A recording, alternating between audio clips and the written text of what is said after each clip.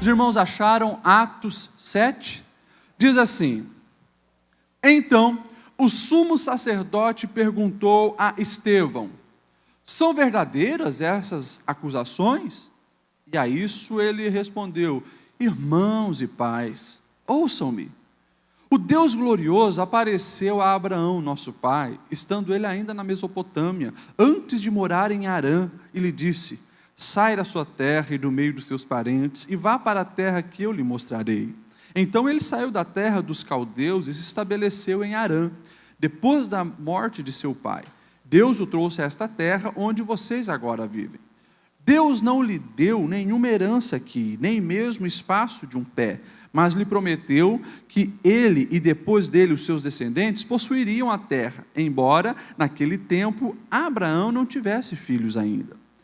Deus lhe falou desta forma: seus descendentes serão peregrinos numa terra estrangeira e serão escravizados, maltratados por 400 anos, mas eu castigarei a nação a quem servirão como escravo, e depois sairão dali e me adorarão nesse lugar. E deu a Abraão a aliança da circuncisão. Por isso, Abraão gerou Isaque e o circuncidou 8 dias depois do seu nascimento. Mais tarde, Isaque gerou Jacó e estes os 12 patriarcas. Os patriarcas, tendo inveja de José, venderam-no como escravo para o Egito, mas Deus estava com ele e o libertou de todas as suas tribulações, dando a José favor e sabedoria diante do faraó, rei do Egito. Este o tornou governador do Egito e de todo o seu palácio. Depois houve fome, e todo o Egito em Canaã, trazendo grande sofrimento, e os nossos antepassados não encontravam alimento. Ouvindo que havia trigo no Egito, Jacó enviou nossos antepassados em sua primeira viagem. Na segunda viagem deles, José fez-se reconhecer por seus irmãos, e Faraó pôde conhecer a família de José. Depois disso, José mandou buscar seu pai Jacó e toda a sua família, que eram 75 pessoas. Então Jacó desceu ao Egito, onde faleceram ele e os nossos antepassados. Seus corpos foram levados de volta a Siquém e colocados no túmulo de Abraão, onde havia comprado ali dos filhos de Amor, por certa quantia. Ao se aproximar o tempo em que Deus cumpriria sua promessa a Abraão, aumentou muito o número do nosso povo no Egito. Então, outro rei, que nada sabia a respeito de José, passou a governar o Egito. Ele agiu traiçoeiramente para com o nosso povo e oprimiu os nossos antepassados, obrigando-os a abandonar os seus recém-nascidos para que não sobrevivessem. Naquele tempo, nasceu Moisés, que era um menino extraordinário, e por 3 meses ele foi criado na casa do seu pai. Quando foi abandonado, a filha do faraó o tomou e o criou como seu próprio filho. Moisés foi educado em toda a sabedoria dos egípcios e veio a ser poderoso em palavras e obras. Ao completar 40 anos, Moisés decidiu visitar os seus irmãos israelitas.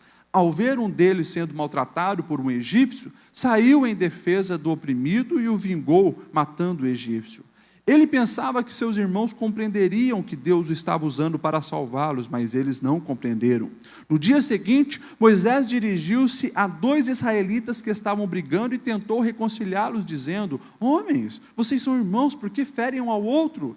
Mas o homem que maltratava o outro empurrou Moisés e disse: quem o nomeou líder e juiz sobre nós?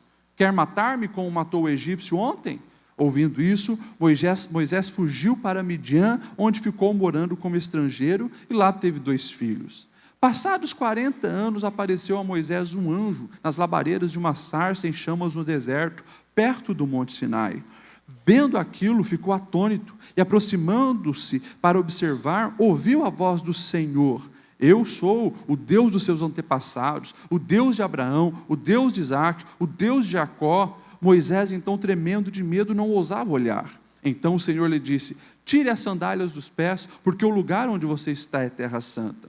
De fato, eu tenho visto a opressão sobre o meu povo no Egito, ouvi seus gemidos e desci para livrá-lo. Vem agora, e eu o enviarei de volta ao Egito. Este é o mesmo Moisés que tinham rejeitado com essas palavras. Quem o nomeou líder e juiz? Ele foi enviado pelo próprio Deus para ser líder e libertador deles, por meio do anjo que lhe tinha aparecido na sarça. Ele os tirou de lá, fazendo maravilhas e sinais no Egito, no Mar Vermelho e no deserto durante 40 anos. Este é aquele Moisés que disse aos israelitas: Deus lhes levantará dentre seus irmãos um profeta como eu. Ele estava na congregação no deserto, com um anjo que lhe falava no Monte Sinai e com os nossos antepassados, e recebeu palavras vivas para transmiti-las a nós. Mas nossos antepassados se recusaram a obedecer-lhe. Ao contrário, rejeitaram-no e em seu coração voltaram para o Egito. E disseram a Arão: faça para nós deuses que nos conduzam, pois a esse Moisés que nos tirou do Egito não sabemos o que lhe aconteceu. Naquela ocasião, fizeram um ídolo em forma de bezerro, trouxeram-lhe sacrifícios e fizeram uma celebração em honra ao que as suas mãos tinham feito. Mas Deus afastou-se deles e os entregou à adoração dos astros, conforme o que foi escrito no livro dos profetas. Foi a mim que vocês apresentaram sacrifícios e ofertas durante os 40 anos do deserto, ó nação de Israel? Ao invés disso, levantaram o santuário de Moloque e as estrelas do deus Renfã, ídolos que vocês fizeram para adorar. Portanto, eu os enviarei para o exílio, para além da Babilônia. No deserto, os nossos antepassados tinham um tabernáculo da aliança, que fora feito segundo a ordem de Deus a Moisés, de acordo com o modelo que ele tinha visto. Tendo recebido o tabernáculo, os nossos antepassados o levaram sob a liderança de Josué, quando tomaram a terra das nações que Deus expulsou de diante deles. Esse tabernáculo permaneceu nessa terra até a época de Davi, que então encontrou graça diante de Deus e pediu que ele lhe permitisse providenciar uma habitação para o Deus de Jacó. Mas foi Salomão, seu filho, quem construiu a casa.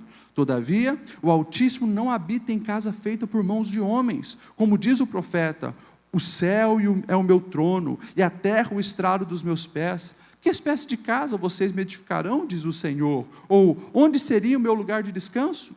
Não foram as minhas mãos que fizeram todas as coisas? Ó povo rebelde, obstinado de coração e de ouvidos, vocês são iguais aos seus antepassados, sempre resistem ao Espírito Santo. Qual dos profetas os seus antepassados não perseguiram? Eles mataram aqueles que prediziam a vinda do justo, de quem agora vocês se tornaram traidores e assassinos. Vocês que receberam a lei por intermédio de anjos, mas não obedecem ela. Ouvindo isso, então, todos ficaram furiosos e rangeram os dentes contra ele. Mas Estevão, cheio do Espírito Santo, levantou os olhos para o céu e viu a glória de Deus, e Jesus em pé à direita de Deus, e disse: eu vejo os céus abertos, e o Filho do Homem em pé à direita de Deus. Mas eles taparam os ouvidos e, dando fortes gritos, lançaram-se todos juntos contra ele. Arrastaram-no para fora da cidade e começaram a apedrejá-lo.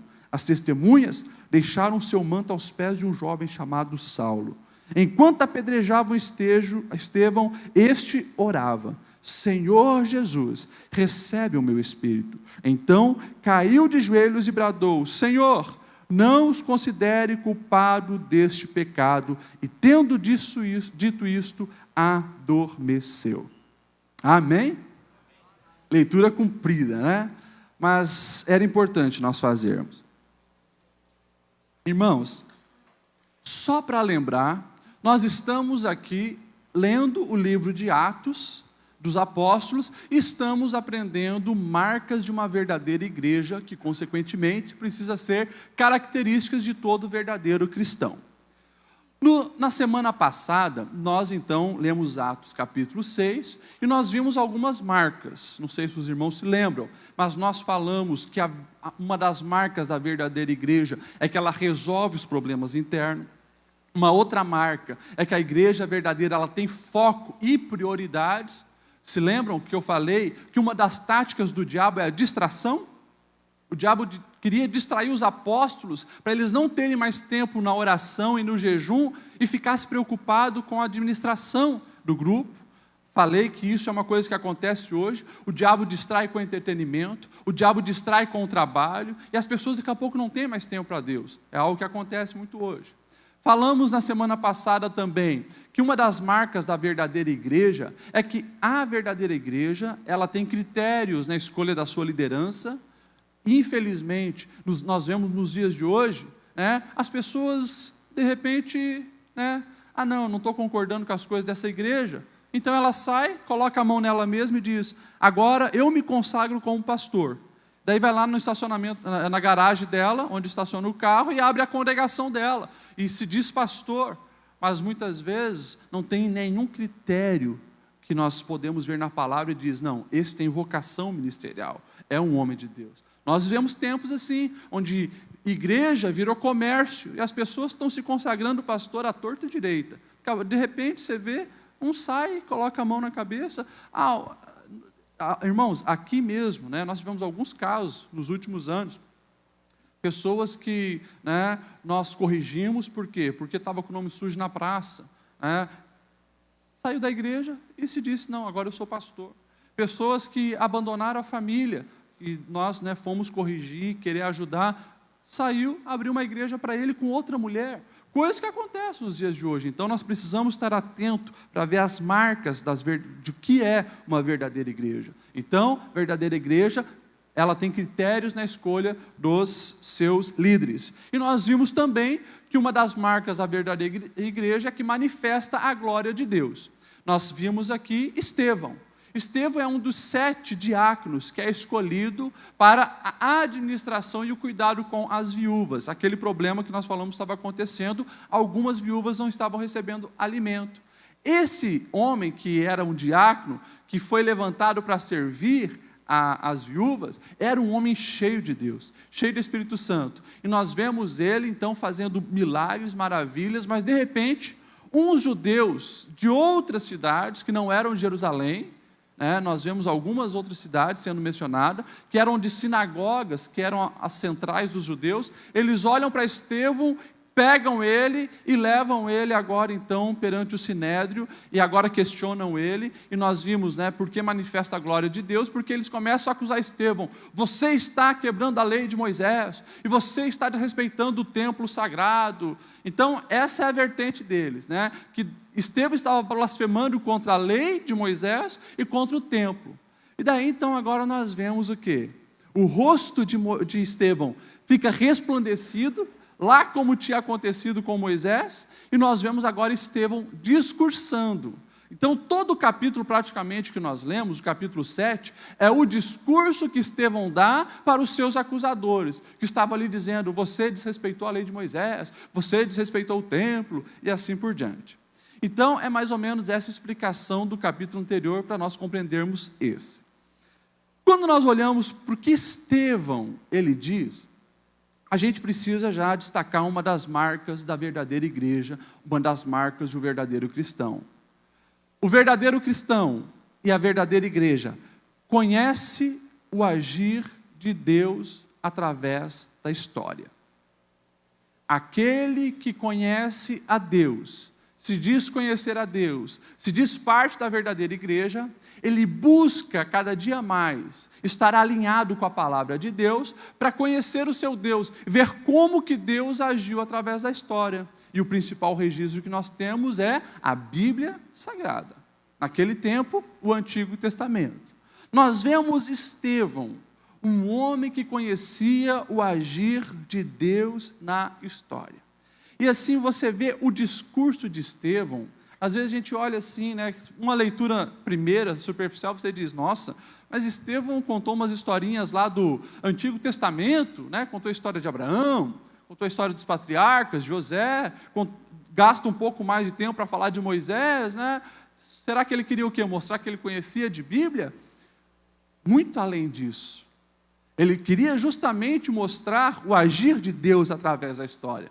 E ele faz questão de começar lá nos patriarcas, e começa então falando de Abraão. Ele faz questão de ressaltar os principais períodos do povo de Israel, patriarcas, Abraão, Isaque, Jacó. E o que ele faz questão de enfatizar? Ei, preste atenção na história de Abraão. Vocês vão ver que Abraão ele recebe um chamado de Deus fora de templo, porque nem existia templo, mas ele ouve a voz de Deus dizendo: Abraão, sai da tua terra, da tua parentela e vai para uma terra que eu te mostrarei. Daí ele já pega e já emenda: ei, olha só, vem Isaque, e depois vem José, vem Jacó, vem José. José é levado para onde?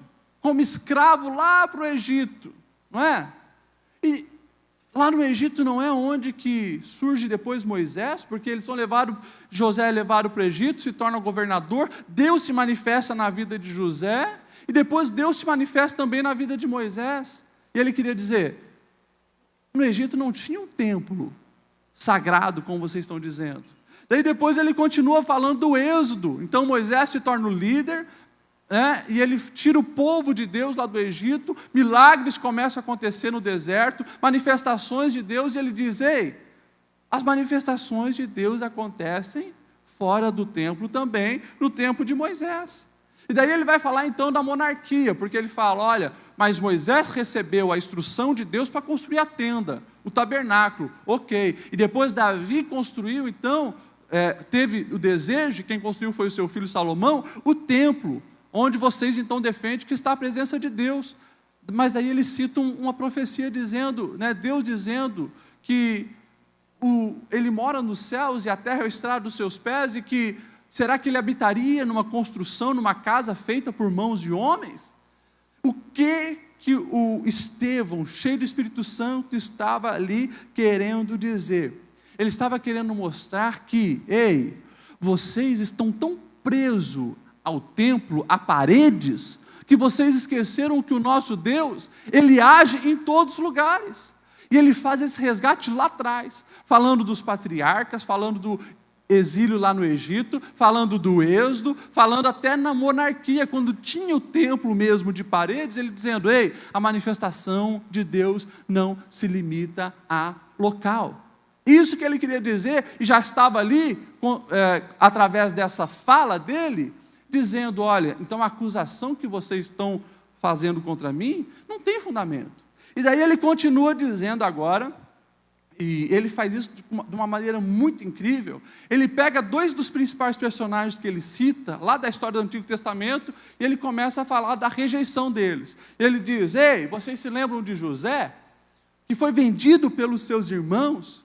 José foi vendido pelos irmãos, mandado lá para o Egito, lá no Egito se torna escravo, até o dia que se torna governador, e vocês sabem, a fome que estava em toda a terra, chegou também lá na terra de Canaã, a família dele tem que ir para o Egito, e quem que se torna o salvador da pátria, ali, para a família de Jacó?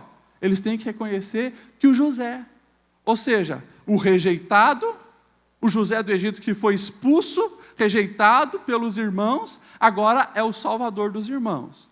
Daí ele pega uma outra figura, ele pega Moisés, ele diz, olha, se lembra o que aconteceu com Moisés quando tinha 40 anos? Que ele vai conhecer um pouco do seu povo, que estava lá como escravo lá no Egito, e ele vê um israelita sendo oprimido, então ele vai lá, protege aquele israelita de um egípcio, e acaba agindo com violência contra aquele egípcio, mata aquele egípcio, e aquele jovem hebreu é liberto. No outro dia, Moisés está passando e ele vê dois hebreus brigando. E ele diz, ei, por que vocês estão brigando? Vocês são irmãos, vocês tinham que estar unidos. Um deles olha para Moisés e diz, quem te constituiu juiz sobre nós? Vai matar a gente como fez ontem com o soldado egípcio? Moisés, cheio de medo, vai embora. Mas ele continua a história. Vocês se lembram que depois de 40 anos Moisés volta?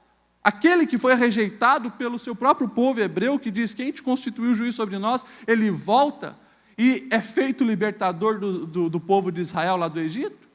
O que Estevão estava querendo dizer com isso? Ele estava querendo dizer, a mesma coisa está acontecendo com vocês.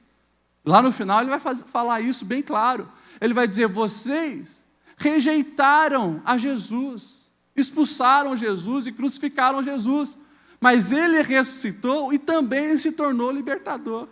É lindo quando nós olhamos isso aqui, porque fica muito claro o nível de conhecimento que Estevão tinha das Sagradas Escrituras e como ele via Deus trabalhando na história, para que naquele exato momento ele pudesse pegar figuras respeitadíssimas do Antigo Testamento, situações importantes do Antigo Testamento, e agora trazer ali para confrontar aqueles homens e mostrar para eles, ei, Deus é soberano, está no controle de tudo, e hoje está acontecendo coisas que já aconteceram atrás.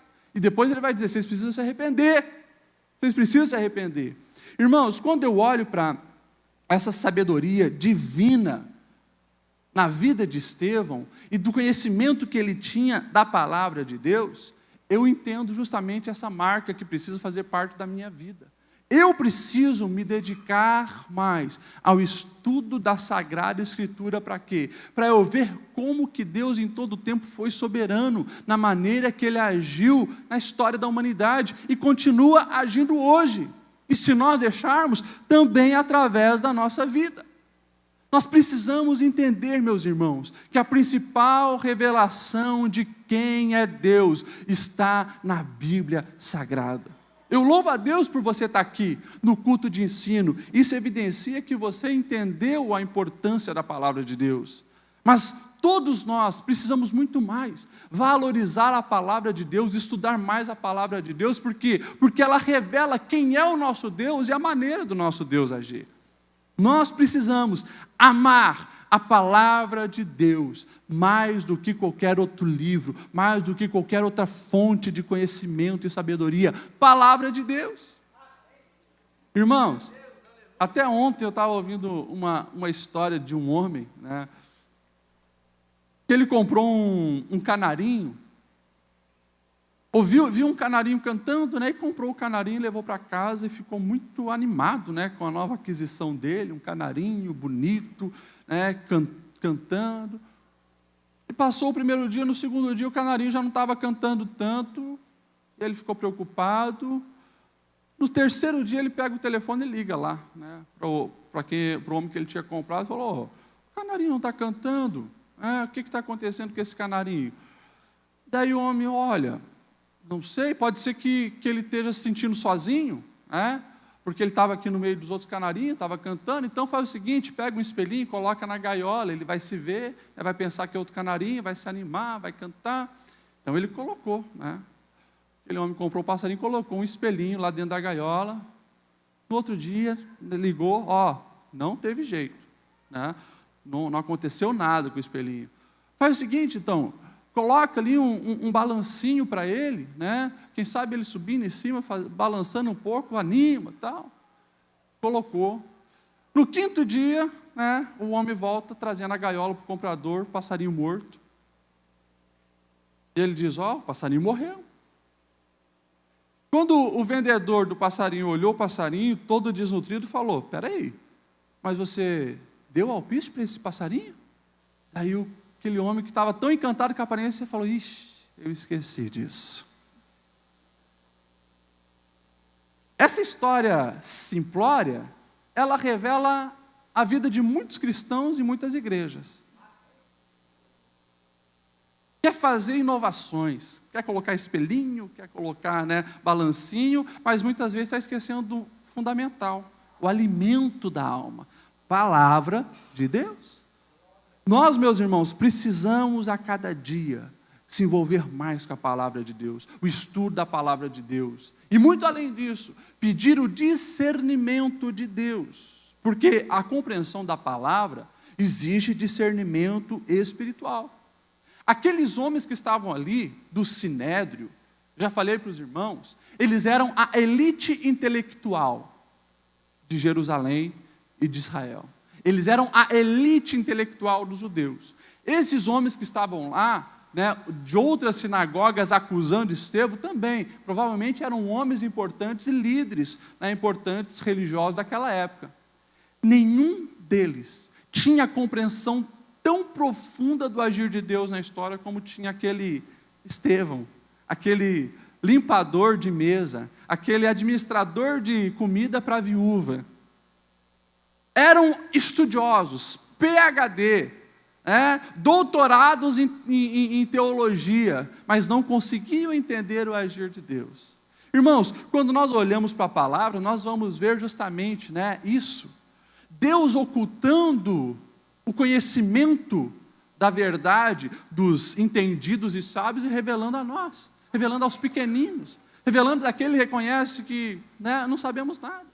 Quando nós olhamos para a palavra, por exemplo, você vai ver sobre a importância de nós buscar entender a palavra na parábola lá do semeador. A última semente que é lançada em boa terra, Na interpretação, Jesus vai dizer em Mateus 13, 23, finalmente, o que foi semeado em boa terra é aquele que ouve a palavra e a entende. Nós precisamos buscar entender a palavra, mas como é que nós vamos entender a palavra? 1 Coríntios 2 e 14, que fala do relacionamento com o Espírito. 1 Coríntios 2 e 14, Paulo vai dizer assim, quem não tem o Espírito, não acredita nas coisas que vêm do Espírito, pois lhes são loucura, e não é capaz de entendê-las, porque elas são discernidas espiritualmente. Pastor, o que você quer dizer para cada um de nós? A característica que nós vemos agora evidenciando-se na vida de Estevão, essa sabedoria espiritual, conhecimento do Antigo Testamento, da história antiga, sendo aplicada na realidade da vida dele, naquele momento, a leitura que ele fazia da soberania de Deus, controlando a história de todos os tempos, isso aqui era porque ele era cheio do Espírito Santo. A primeira característica que nós falamos lá em Atos capítulo 1, marcas de uma verdadeira igreja cheia do Espírito Santo, guiada pelo Espírito Santo. Meus irmãos, se nós queremos aprender mais da palavra de Deus, nós precisamos ter um relacionamento sério com o Espírito Santo. Ele nos revela, Ele nos faz entender. E aqui, meus irmãos, há níveis de preciosidades que, infelizmente, a maioria de nós ainda não desvendou, ainda não descobriu. Há coisas ocultas em Deus que nós precisamos orar, através da oração, da busca, conhecer. Se lembra Jeremias? Usado pelo próprio Deus, ele diz, né, que se nós buscarmos e clamarmos, Ele vai nos anunciar coisas ocultas, né, coisas grandes e ocultas das quais não conhecem ainda. Nós precisamos buscar mais a palavra de Deus e buscar discernimento do Senhor, com humildade de coração. Pastor, como é que a gente faz para entrarmos em outros níveis da palavra de Deus? É isso, não se orgulha, não seja soberbo, porque quem é soberbo está fechado numa cápsula egoísta, pensando que é o bonzão, e ali o Espírito não se manifesta. Nós precisamos reconhecer que nós não somos nada, não sabemos nada, precisamos da revelação de Deus. Eu olho para a vida do meu avô, que estava de aniversário, né, eu fico encantado, um homem que não acabou nem o ensino fundamental, trabalhou de escravo durante praticamente a infância dele toda, né, mas que quando conheceu a Deus, se dedicou ao estudo da palavra, né? E domingo, agora, né, junto com toda a igreja, não sei quem estava aí, acabou de ler a Bíblia pela 100ª vez, né? Fez a leitura aqui coletiva, um homem que mergulhou nas Escrituras, mas ele sabe que não é mérito dele, o Espírito Santo foi revelando, né? A Bíblia dele é toda marcada, já está aí no 5º livro, né, que está escrevendo a respeito das coisas da Bíblia Sagrada. O que é isso? Alguém que mergulhou, alguém que buscou mais, e nós precisamos fazer isso todo dia, não estar satisfeito com o nosso nível de conhecimento do agir de Deus através da história, mas mergulharmos mais na palavra, pedindo para que o Espírito Santo venha nos revelar coisas que ainda estão ocultas, mas que são bênção para a nossa vida. Nós precisamos, irmãos, cada dia amar mais a Bíblia e levá-la a sério. Amém? Esse era o Estevão, e ele mostra essa marca na vida dele, que é uma marca que nós precisamos ter na nossa vida. Depois, uma outra marca de uma igreja verdadeira, que nós vemos aqui, é que a verdadeira igreja sabe para onde vai depois dessa vida. Lá no final, depois daquela grande reflexão, daquela grande exposição que ele faz das Escrituras, versículo 56 diz assim, e disse, eu vejo os céus abertos, e o Filho do Homem em pé à direita de Deus. E no verso 59, enquanto apedrejavam Estevão, este orava, Senhor Jesus, recebe o meu espírito. Irmãos, aqui nós vemos uma cena já anunciada por Jesus. Se você vê nas palavras de Jesus, e está lá registrado em Mateus capítulo 26, verso 64, você vai ver Jesus dizendo, mas eu digo a todos vós, chegará o dia em que vereis o Filho do Homem assentado à direita do poderoso Deus e vindo sobre as nuvens do céu. Aqui Jesus estava falando de um dia que todos nós veremos Ele vindo, né? Ele sentado à direita de Deus e vindo também do céu. Aqui Estevão já começa a ver parcialmente o que Jesus tinha proclamado anteriormente. Porque ele olha naquele momento que está todo mundo contra ele, né? E todos vão para cima dele com ira, com ódio para matá-lo. Ele diz que ele olha e ele consegue ver Jesus à direita de Deus. E aí, no verso 59, enquanto apedrejava Estevão, ele fez uma oração: Senhor Jesus, recebe o meu espírito. É lindo quando nós vemos isso, um homem tendo a certeza que ele estava pronto para ir para o céu. E a gente precisa novamente ter essa realidade na nossa mente, que existe céu, existe inferno, e dependendo da maneira que nós vemos aqui, para um desses dois lugares nós vamos, ou para o céu com Deus, ou para o inferno, que foi preparado para o diabo e os seus anjos, e os anos lá são eternos.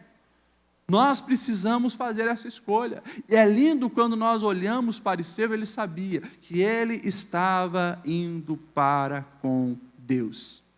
Irmãos, eu olhando, né, e imaginando essa cena, assim, quando eu leio esse texto, eu fico imaginando: Jesus, será que eu estou preparado? Como estava esse homem?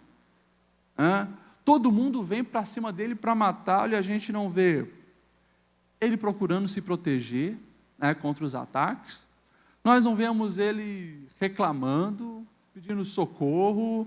Nós não vemos ele tentando brigar com aqueles outros para se defender. Não vemos ele tentando fugir. O foco dele era o céu. Ele viu os céus abertos e ele estava só dizendo: Senhor, recebe o meu espírito, recebe o meu espírito. Sabe, irmãos, muitas vezes na nossa vida falta justamente essa sede pelo céu. Todo cristão verdadeiro, irmãos, presta atenção no que eu vou dizer aqui para vocês. Todo cristão verdadeiro vai chegar um momento aqui na terra que nós vamos se sentir desconfortável. Você vai ligar a televisão, que você vai ver a tua vizinhança, que você vai andar pelas ruas, sabe que, né, aquilo já, os valores são diferentes, os princípios são diferentes, você já não consegue mais tanta podridão. Ah, pastor, então quer dizer que a gente deve viver alienado desse mundo? Não, a gente tem uma comissão aqui, a gente tem que fazer a diferença aqui. Deus pediu para a gente levar as outras pessoas também para o céu junto conosco, através de Cristo Jesus. Mas assim, meu coração não pode estar nessa terra. Eu não posso ter mais prazer nas coisas do mundo que nas coisas celestiais. Eu preciso desejar o céu. Eu preciso acordar todo dia e dizer: Maranata, ora vem, Senhor Jesus. Eu preciso ter o meu coração ardendo pelo céu, porque isso é a marca de um verdadeiro cristão. Ele sabe que vai para o céu, e ele anseia por esse momento. Nós precisamos, meus irmãos, novamente sentir esse ardor no nosso coração, de desejo por estar com Deus. Isso vai fazer o quê? A gente já buscar que o céu aqui na terra. Isso vai me levar o quê? A orar mais, a mergulhar mais na Escritura, a viver essa vida espiritual. Porque para nós cristãos, o céu, claro que deve começar aqui, na nossa busca por Deus, na nossa intimidade com Deus, no nosso comportamento diferenciado que manifesta os princípios cristãos, mas a gente precisa arder pelo céu. Quem se diz cristãos, mas está com o coração aqui, né? E a gente vê muita gente, né? Muita gente na igreja com sonhos apenas terrenos, né? E os sonhos nunca acabam. Pastor, eu quero ficar rico, um dia eu quero ter minha Lamborghini, eu quero ter minha Ferrari e tal. E a gente vê quando aquela pessoa fala das coisas de valor eterno, os olhos não brilham tanto. Não tem vontade de fazer um trabalho missionário.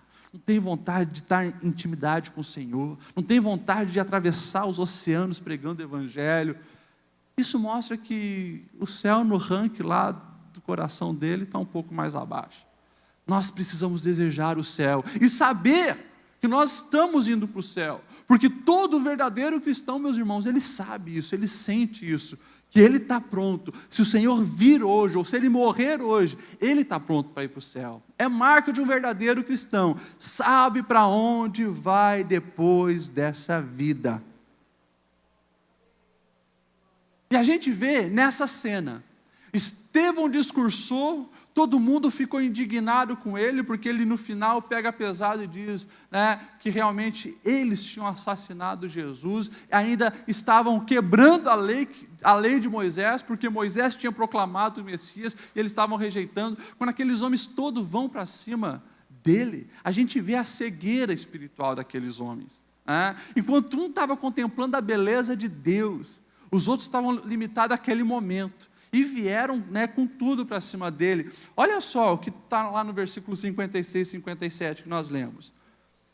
E disse, eu vejo os céus abertos e o Filho do Homem em pé à direita de Deus.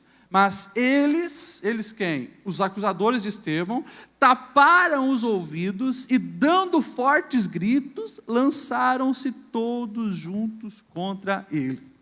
Pensaram que mais uma vez, Estevão estava blasfemando. E sabe quando criança faz birra e bota as mãos nos ouvidos e eles fizeram a mesma coisa. Eles colocaram a mão nos dois ouvidos, assim, e começaram a gritar alto, porque eles não queriam escutar o que Estevão estava falando a respeito do céu. Eles queriam fazer vingança na terra. Os olhos deles estavam preocupados com a reputação deles, como eu falei, o Sinédrio era símbolo de status. Aquele grupo de discípulos poderia trazer transtorno deles com o Império Romano e ia perder, né, os cargos deles. Então, o que eles fizeram? Nós vamos acabar com isso, a visão limitada nas coisas terrenas. Tendo a glória de Deus nos seus olhos, outros limitado às coisas terrenas. Então taparam os ouvidos e violentamente foram para cima de Estevão. E daí eles pegam Estevão e arrastam ele para fora da cidade. E lá o matam, o apedrejam. Fora da cidade, porque toda essa questão de vingança, eles faziam fora dos muros da cidade. Aqui, eles haviam até violado, né, a lei romana, porque eles não podiam matar ninguém sem a autorização de um procurador romano, assim como fizeram com Jesus, levaram a Pilatos, porque queriam matar Jesus. Mas a ira deles era tanto, e eles estavam tão cegos espiritualmente, que eles não conteram os ânimos e a ira deles. Pegaram Estevão e jogaram então para fora da cidade e lá o apedrejaram. Então, meus irmãos, marca de uma verdadeira igreja também é saber para onde vai e ter o coração ardendo pelo céu. Versículo 60 tem mais uma lição, uma outra marca de um verdadeiro cristão, de uma verdadeira igreja, e aqui é forte. Qual é essa marca? A verdadeira igreja. Ela é praticante do perdão. Perdão incircunstancial. Perdão que vai além da razão. Versículo 60 diz, então Estevão, ele estava recebendo pedrada na cara, caiu de joelhos e bradou, Senhor, não os consideres culpados deste pecado. E tendo dito isso, adormeceu. Em outras versões, morreu. Irmãos, acho que uns 3 capítulos atrás, nós falamos que uma das marcas da verdadeira igreja é que ela imita a Cristo. Quando Pedro e João chegam lá perante o Sinédrio e eles dizem, não, esses andaram com Jesus, porque viram que eles reproduziam o comportamento de Jesus. Aqui nós vemos Estevão fazer uma das coisas mais difíceis que Jesus fez. Perdão na hora da morte. Jesus estava lá, crucificado, sendo dilacerado, humilhado, nu perante todos, e se lembra uma das falas de Jesus? Pai, perdoa, porque eles não sabem o que fazem. Estevão agora, mais uma vez, até na hora da morte, isso aqui, meu irmão, é discípulo fiel de Jesus. Discípulo fiel, na hora da morte, recebendo pedrada, ele praticamente faz a mesma oração de Jesus. Senhor, não os consideres culpado deste pecado. Aqui a gente vai voltar, eu vou depois voltar em um outro capítulo falar e aprofundar um pouco mais a respeito do perdão. Mas, gente, todo verdadeiro cristão, ele perdoa além da razão. Pela razão, não tem como, né? Um homem íntegro, justo, honesto, que não fez nada de mal, sendo arrastado e apedrejado, era para ele sair dali rancoroso, ir para o céu quando chegasse lá no céu, ia falar: ó, Jesus, tu viu o que eles fizeram comigo, agora manda fogo e extermina todo mundo. A oração dele é: Pai, não imputes esse pecado a eles. Tem que ser muito crente, tem que estar muito conectado com Deus, para a gente ter essa reação. Porque é justamente perdão além da razão. Isso acontece, meus irmãos, eu já falei, acho que 2 anos atrás, naquela série de mensagens reaprender a perdoar, mas isso acontece quando nós temos ligação com o céu e compreendemos o que Deus fez por nós. Se nós, sendo os piores dos pecadores, fomos redimidos por Deus, se Jesus foi enviado para morrer no meu e no seu lugar, Jesus puro, santo, Filho de Deus, veio para morrer no nosso lugar, quem sou eu? Quem sou eu para não perdoar alguém, sendo que Jesus me perdoou? Quem sou eu? Será que eu sou melhor que Jesus? Então, meus irmãos, o perdão é uma marca da verdadeira igreja, e sobre o perdão nós falaremos mais na frente, porque o tempo passou e eu quero falar também da última marca, que é justamente, marca de uma igreja verdadeira, é que, se preciso for, está disposto a morrer por Cristo. Se preciso for, o verdadeiro cristão está disposto a morrer por Cristo. Precisamos entender que todo verdadeiro cristão é um mártir em potencial. Todos nós, se um dia tivermos que escolher entre a nossa vida e o negar a Cristo, que a gente morra, mas não negue a Cristo. Era o que Estevão estava fazendo aqui. Estevão, ele se torna o primeiro mártir do cristianismo. Nós vimos os discípulos já sendo perseguidos, mas não morreram. Mas agora esse vai até o fim.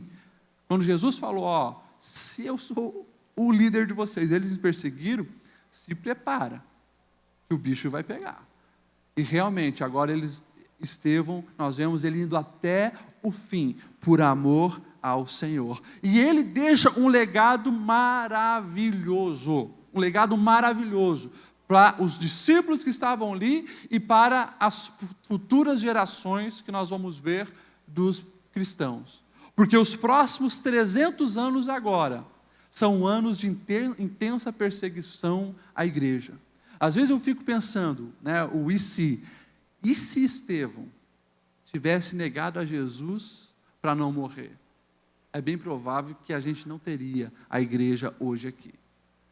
É bem provável que muitos outros depois dele não teriam também ido até o final. Mas nós vamos ver que ele dando o primeiro passo, ele sendo o primeiro mártir, nós vamos ver que todos os discípulos, com exceção de João, são martirizados sem negar a fé.